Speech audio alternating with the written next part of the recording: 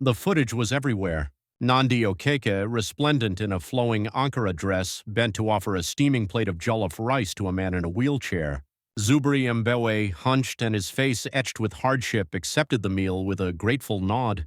This daily ritual, captured by countless phone cameras, circulated across every social media platform in Akoraville. "Our angel," the comments proclaimed, "a true mother to the needy." The philanthropist smiled, a practiced humble curve of her lips, as she navigated the glittering ballroom of the Akoraville Grand Hotel. Tonight was the annual Uplift Akoraville Foundation Gala, a celebration of her efforts, her commitment. The city's elite were all present, their diamonds and gold catching the light, their voices a low hum of esteem. She felt a familiar warmth spread through her, the affirmation she craved. Chief Adebayo, magnificent in his embroidered agbada and chieftaincy hat, caught her eye and gave a subtle nod of approval. He was her primary benefactor, the individual who made all this possible. A pang of unease touched Nandi, quickly suppressed. This was her moment. The speeches were lavish, praising her tireless work. She took the stage, her voice trembling slightly as she spoke of compassion, of community, of aspiration. The applause was deafening. A tear escaped her, a genuine one this time. Maybe, just maybe, she was truly making a difference. Then a commotion at the back of the hall. Shouts, a scuffle. Heads swiveled. The socialite's smile faltered. Security guards were trying to restrain a figure in a wheelchair. It was Zuberi. What was he doing here? "Let him speak," someone shouted. The crowd, intrigued, murmured their agreement. A knot tightened in Nandi's stomach. This was not part of the program. The man in the wheelchair, his voice surprisingly strong, echoed through the microphone he'd somehow managed to grab. "This woman," he declared, his gaze fixed on Ms. Okeke, "is a fraud." Gasps rippled through the ballroom. Nandi's face went ashen. Chief Adebayo's expression hardened. "Her charity," Zuberi continued, his voice rising. "Uplift Akoraville is nothing but a front. A way to wash dirty money." The room erupted. Cameras flashed. Reporters, sensing a scandal, surged forward.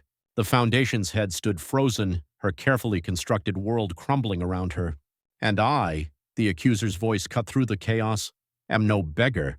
My name is Zuberi Mbewe, and I am a billionaire." Silence. Utter disbelieving quiet. Then pandemonium. Nandi felt faint. This couldn't be happening. This was a nightmare. She looked to the chief for help, but he was already surrounded by his own security, his face a mask of fury. "He's lying," she finally managed to stammer, her voice barely a whisper. This is slander." Zuberi laughed, a harsh, bitter sound. "Is it, Nandi? Or is the truth finally catching up with you? With all of you?" His eyes swept across the stunned faces of Akoraville's elite. Imani Diallo, a young journalist from the small independent Akoraville Chronicle, pushed her way through the throng, her phone recording everything. This was the story of a lifetime. But something in the billionaire's eyes, a flicker of desperation beneath the anger, gave her pause. Security guards finally managed to wrestle the microphone from him and began wheeling the disruptive figure towards the exit. He didn't resist. His work here for now was complete. As they passed the reporter, Zuberi's gaze met hers. It was a fleeting moment, but in his eyes she saw not just accusation, but a silent plea. A plea for what? Assistance? Understanding? The facts? Nandi, surrounded by a cacophony of questions and accusations, felt the walls closing in. Her carefully crafted image, her reputation, her entire life was unraveling before her very eyes. And it was all because of him. The man she had fed every day. The supposed billionaire who had just exposed her darkest secret to the world. The name Zuberi Mbewe echoed in Imani's thoughts. It wasn't just the shock of the gala. The name itself felt familiar, a ghost from a half-forgotten headline.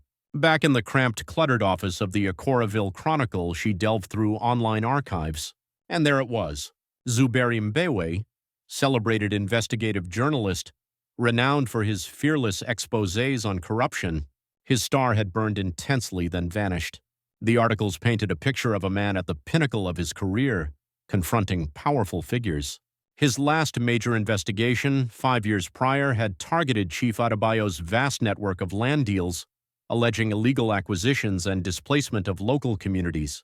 Then nothing. A small buried report mentioned a tragic car accident. Mbewe presumed dead or permanently incapacitated. No follow-up. The story just faded. Now this beggar asserted he was that same individual, a billionaire. That part still felt outlandish. But the journalist angle, that resonated. It clarified the calculated drama, the precise accusation. Imani needed to locate him. The address Zuberi had been using, a dilapidated shack on the outskirts of Akoraville, was her sole lead. She found him there, not in a wheelchair, but sitting on a worn mat, meticulously sharpening a pencil with a small knife. The mobility aid was propped against the wall. "You're not disabled," the journalist stated, more an observation than a question. He looked up, his eyes sharp, appraising.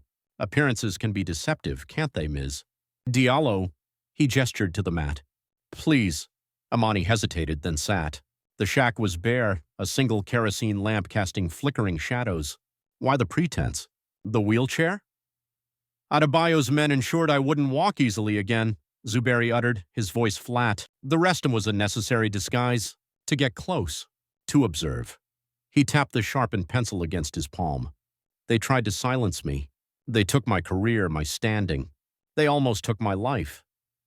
He spoke of the incident, not a random tragedy, but a deliberate attempt to eliminate him. He'd survived barely, gone into hiding, biding his time, plotting his comeback. Adebayo thought he'd buried me. He was mistaken. "And Nandi Okeke," Imani pressed. "Why her foundation?" "The chief needed a clean front for his dirty money," Zuberi elucidated. Uplift Akoraville was perfect. A beloved charity, run by a woman everyone adored. Who would suspect? He'd watched the socialite for months, her daily acts of charity a carefully constructed performance.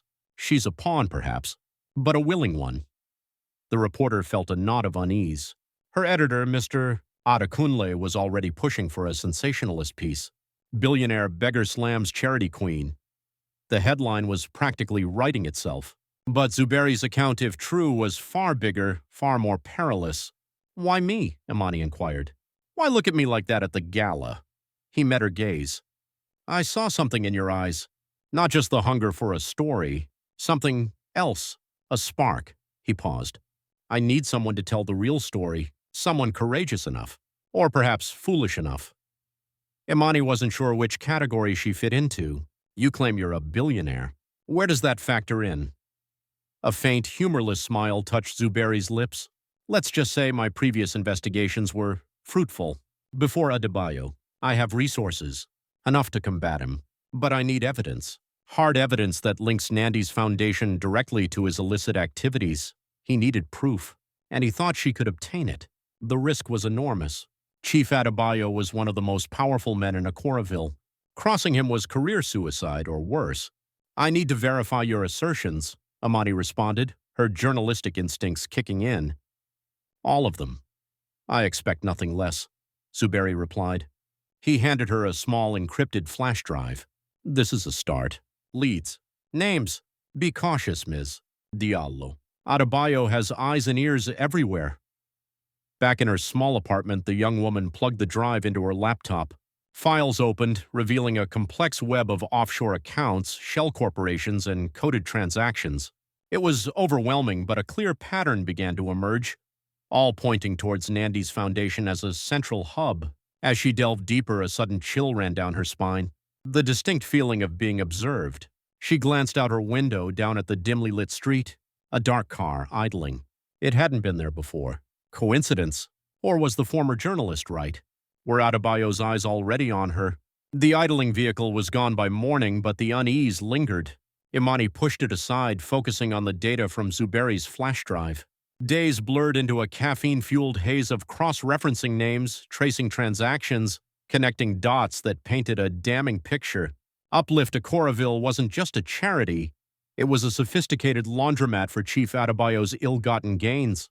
Millions of naira flowing through Nandi's foundation, emerging clean on the other side. The reporter knew she had to confront the socialite. She found her at a small community center, distributing food parcels, the picture of benevolence. The contrast with the cold, hard data on Imani's laptop was jarring. "Ms. Okeke," Imani began, her voice steady despite the tremor in her hands. "I need to ask you about some financial irregularities in your foundation." Nandi's smile faltered just for a second. Irregularities. I assure you our books are impeccable. Imani laid out her findings, the shell corporations, the offshore accounts, the coded transfers. The foundation head listened, her composure slowly cracking. Her nails found their way to her lips. This is a misunderstanding, Nandi stammered, her eyes darting around. Chief Adebayo is a generous philanthropist. He supports our work. Generously enough to use your foundation to launder millions? The journalist pressed. The older woman's face crumpled. You don't understand, she whispered. I had no choice. Then her demeanor shifted. A desperate cunning flickered in her eyes. Look, Ms. Diallo, this story, it could destroy a lot of good work. Perhaps we can come to an arrangement? She named a figure, a sum that made Imani's breath catch, enough to change her life. Imani felt a surge of disgust. My integrity isn't for sale. She turned to leave. You'll regret this, Nandi called after her, her voice laced with fear. The threat started subtly. Anonymous calls, heavy breathing on the other end. Then her apartment was ransacked. Not a robbery, nothing valuable was taken. It was a message, a warning. Her editor, Mr. Adekunle, dismissed her fears. You're getting carried away, Imani. Stick to the facts. No wild accusations. He was clearly spooked.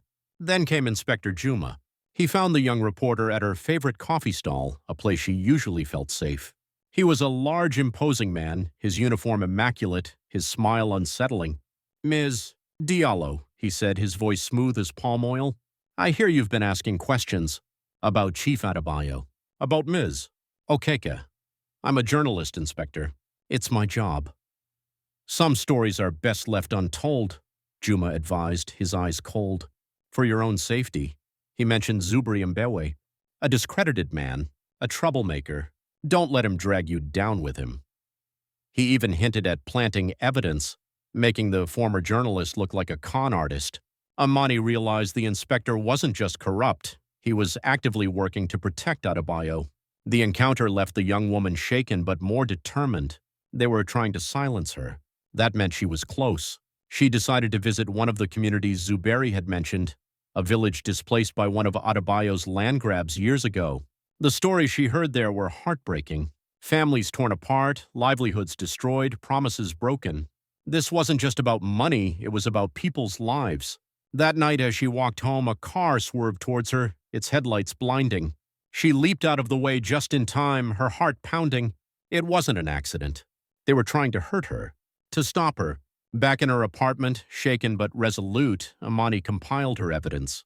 The financial records, Zuberi's testimony, the stories from the displaced villagers. It was a damning indictment.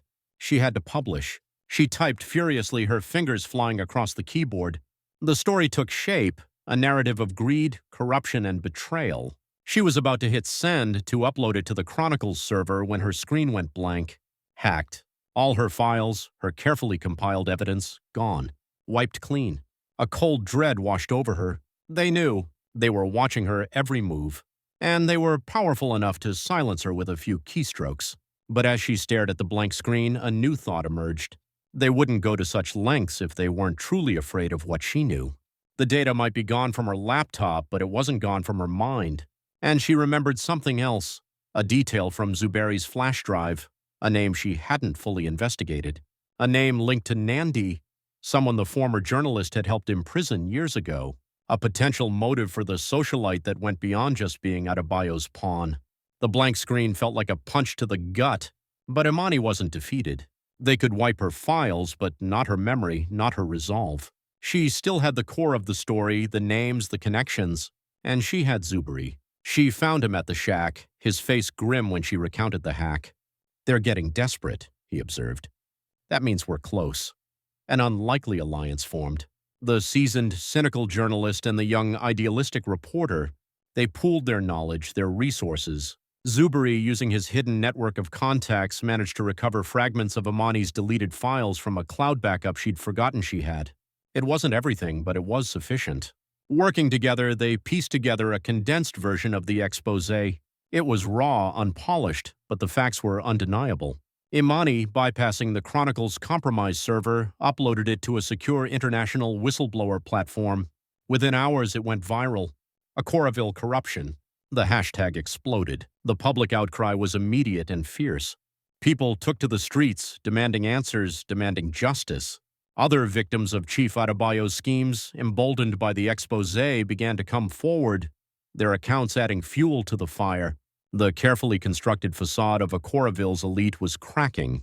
Nandi Okeke watched the news reports, her face ashen. The name that the young reporter had uncovered, the one linked to Zuberi's past investigation, was her own brother. He'd been a low-level player in one of Adebayo's earlier scams, a casualty when the former journalist's reporting brought the scheme crashing down. The chief had promised Nandi he'd protect her sibling, but he'd let him take the fall. Then Adebayo had approached the grieving sister, preying on her sorrow and guilt, offering her a way to make things right through the foundation. She'd been a fool, desperate and naive. Now she was ensnared. Chief Adebayo was furious.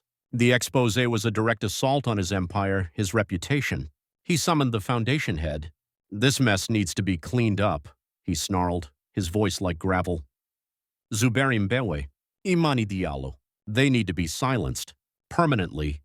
Nandi's blood ran cold. "Chief, No excuses." Adebayo cut her off, his eyes like chips of ice. "You owe me. You know what's at stake. For both of us." He gave her an ultimatum: deal with Zuberi and Imani or face the consequences. He made it clear those repercussions would be severe, not just for her, but for what remained of her family. Torn between her conscience and her fear, the socialite made a desperate decision. She contacted the young journalist, her voice strained. "Meet me tonight. My office. I have information for you. Something that will incriminate Adebayo beyond doubt." Imani was wary. It felt like a trap. She consulted Zuberi. "It's too risky," he cautioned. "Adebayo is cornered. He'll do anything." "But what if she's telling the truth?" Imani argued. "What if this is our chance to nail him?" A subtle warmth had begun to grow between them, forged in shared danger and a common purpose. The thought of putting her in more danger was unbearable to him. Against Zuberi's better judgment, the reporter agreed to meet Nandi. He insisted on being nearby, a silent guardian. Imani arrived at the Uplift Akoraville office. The building was dark, deserted. Nandi was waiting, her face pale, her hands trembling. "Thank you for coming," she whispered. "What do you have for me?" Imani asked, her senses on high alert. The older woman reached into her desk drawer. Suddenly the office door burst open. Inspector Juma stood there, a menacing grin on his face. Well, what have we here?" He wasn't alone. Two of Adebayo's thugs flanked him. It was a setup. Nandi had sold her out. Zuberi, watching from across the street, saw Juma enter the building. A cold dread seized him. He knew with sickening certainty what was occurring. He had to get to Imani. He pushed his wheelchair into motion, his arms pumping furiously, racing against time. He burst into Nandi's office just as Juma's men were grabbing the young journalist. "Leave her alone!" Zuberi roared. The inspector chuckled. "Look who it is. The cripple and the cub reporter. A touching reunion." He nodded to his men. "Take them both." Zuberi fought, but he was no match for Adebayo's goons. They overpowered him, dragging him and Imani out of the office. Nandi watched, her face a mask of despair. She clutched a small flash drive in her hand, the one she'd intended to give Imani. Now it felt like a useless trinket. She had failed. She had betrayed them all. Or had she?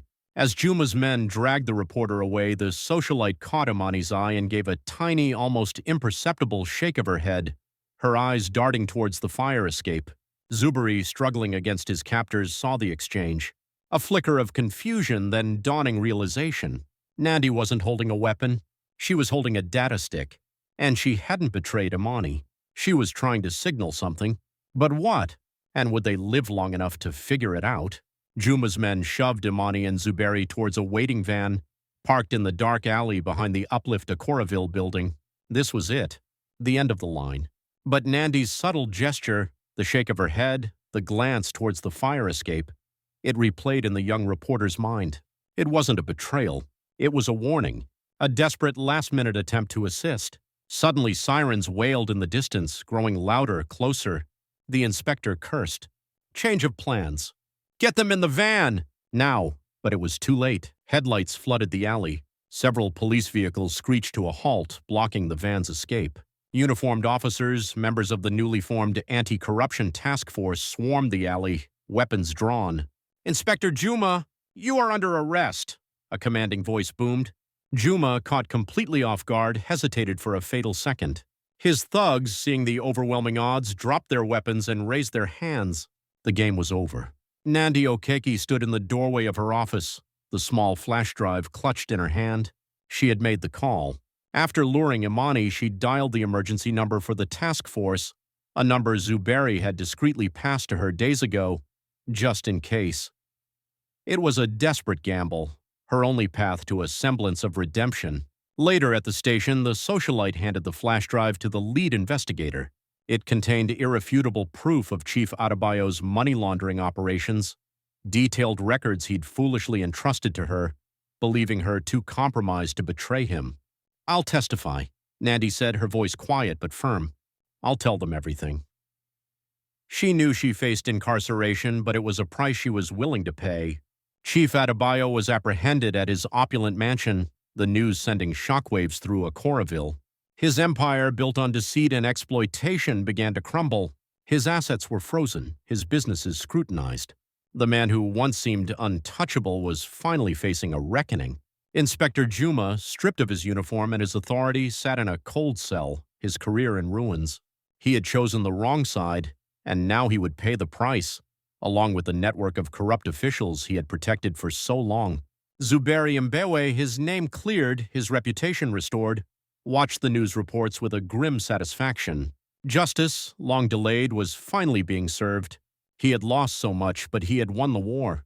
He looked at Imani, who sat beside him, her face etched with exhaustion but also a quiet triumph. "We did it," she whispered, a small smile playing on her lips. "You did it, Imani," he corrected gently. "Your courage made this possible." A bond, forged in shared danger and a relentless pursuit of truth, had grown between them. It was more than just professional respect. It was something deeper, something that hinted at a future neither had dared to imagine. The aftermath was messy. Akoraville reeled from the scandal. Trust in public institutions was shattered. The road to recovery would be long and arduous. But there was also a sense of hope, a belief that things could change, that corruption would not always win. Imani Diallo became a household name, her investigative journalism earning her national accolades. She continued to work at the Akoraville Chronicle, now with a renewed sense of purpose, her voice a powerful advocate for truth and accountability. But the experience had altered her, left scars that would never fully heal. She had seen the darkness and it had looked back at her. Nandi Okeke received a reduced sentence for her cooperation. She emerged from prison a changed woman, humbled and determined to make amends for her past mistakes. She dedicated herself to working with grassroots organizations, quietly, without fanfare, trying to rebuild her life and her community. Zuberi Mbewe, no longer a billionaire in hiding but a respected journalist once more, established a foundation dedicated to supporting investigative journalism across Africa. He knew the fight against corruption was far from over. He often found himself seeking the young reporter's counsel, her sharp intellect and unwavering integrity a constant source of inspiration. Akoraville slowly began to heal. New leaders emerged, promising reform and transparency. The struggle was far from over, but a seed of change had been planted. And as the two journalists looked out over the bustling city, they knew that even in the darkest of times, the pursuit of truth, however costly, was a battle worth fighting. The scars remained, a reminder of the price they had paid, but so did the hope for a brighter, more just future.